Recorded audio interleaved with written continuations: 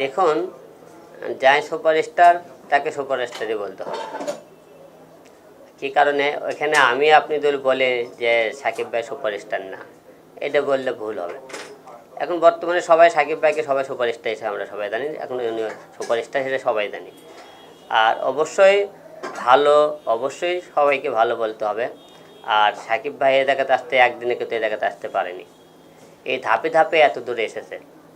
হ্যাঁ, আমাকে মনে করি লাস্ট পর্যায়ে ধাপে ছিল কে, বাংলাদেশের সবচেয়ে টপ সুপারস্টার ছিল মান্না ভাই।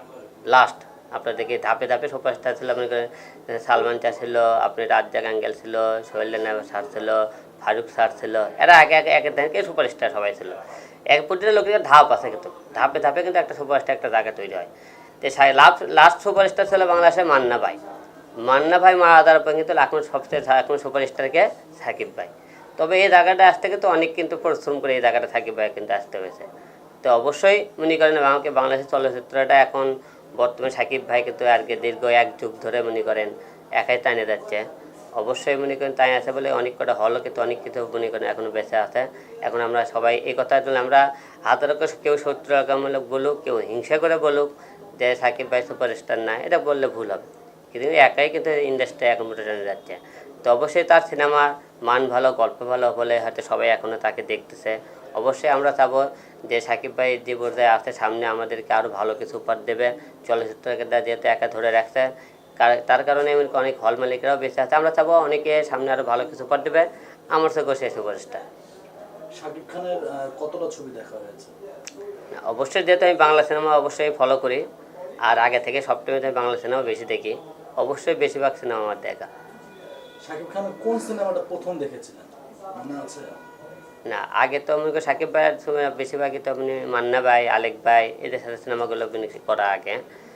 সেই সম্বন্ধে সেখান থেকে আমাকে সিনেমা দেখা শুরু। আচ্ছা, আপনার সবচেয়ে বাংলাদেশের সবচেয়ে কার অভিনয় বেশি ভালো লাগে? আমি তো আগে থেকে একটা জনকে ফলো করে যাচ্ছি, সেটা হলো অমর নায়ক সালমান শাহ।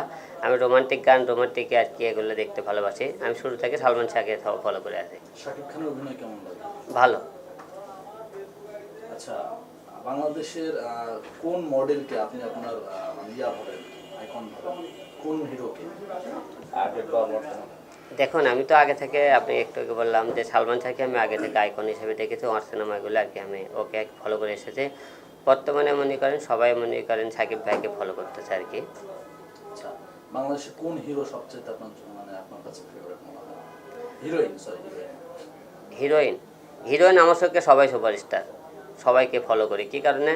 যেহেতু আমি বাংলা সিনেমা বেশি দেখি, সবাইকে ফলো করি আর কি। সবাই উল্লেখযোগ্য 5টা নায়িকা মোটামুটি আমি সবাইকে ফলো করি।